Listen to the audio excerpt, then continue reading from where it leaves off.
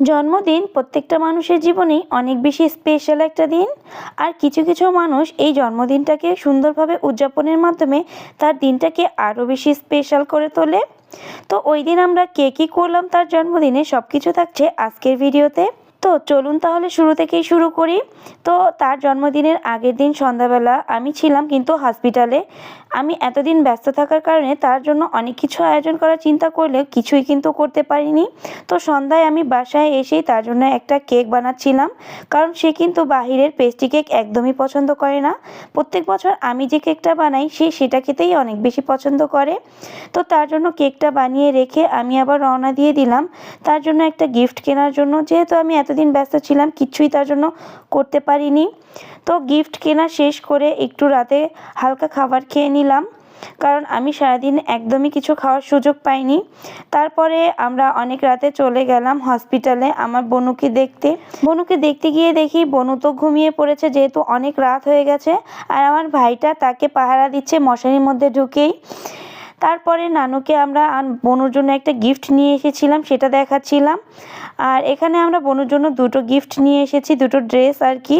তো তারা এগুলো দেখার পরে আমাদের আবার একটু কিছু খেতে দিচ্ছিল। আমরা টুকটাক একটু নাস্তা করে খাওয়া দাওয়া শেষ করে রাত প্রায় 12টার কাছাকাছি তখন বাসায় আসি। তারপর তার জন্য ছোট্ট একটু আমি আয়োজন করেছিলাম।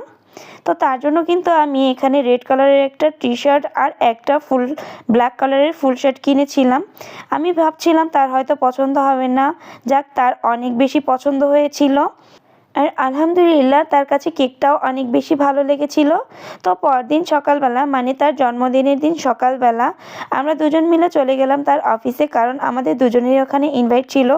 পুরো অফিসটাকে কিন্তু খুব সুন্দর করে সাজানো হয়েছিল তার জন্মদিন উপলক্ষে, এবং সবাই তাকে ফুল দিয়ে বরণ করে একদম নিচ থেকে 4th ফ্লোর পর্যন্ত নিয়ে এসেছে।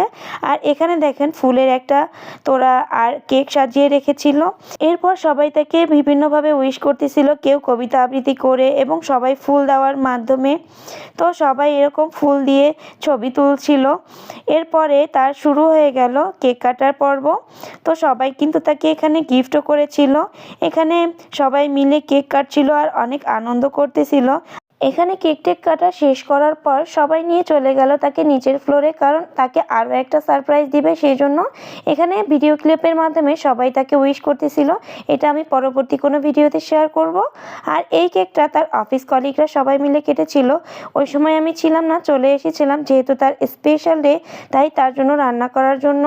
তো তার জন্য আমি বাসায় এসে পোলাও, গরুর মাংস, মুরগির মাংস, বেগুন ভাজি, ফিশ ফ্রাই, ডিমের কোরমা, টমেটোর স্যালাড, এগুলো রান্না করেছি। যেহেতু আমার আবার হসপিটালে যাওয়া লাগবে, সেই জন্য তাড়াহুড়ো করে আমি হসপিটালে চলে যাই। আবার সন্ধ্যায় চলে আসি তার অফিসে, কারণ আবারও সন্ধ্যার দিকে আমার ইনভাইট ছিল। আর এটা ছিল তার বার্থডে লাস্ট কেক, মানে এইটাই ছিল তার বার্থডেতে কাটা শেষ কেক। এখানে কত সুন্দর করে আয়োজন করেছিল ক্যাফের ভাইয়েরা। তো এই পর্যন্তই ছিল আজকের ভিডিও। তো সবাই ভালো থাকবেন, সুস্থ থাকবেন, আর অবশ্যই তার জন্য অনেক বেশি দোয়া করবেন। সে সারা জীবন যেন সুস্থ থাকে এবং ভালো থাকে।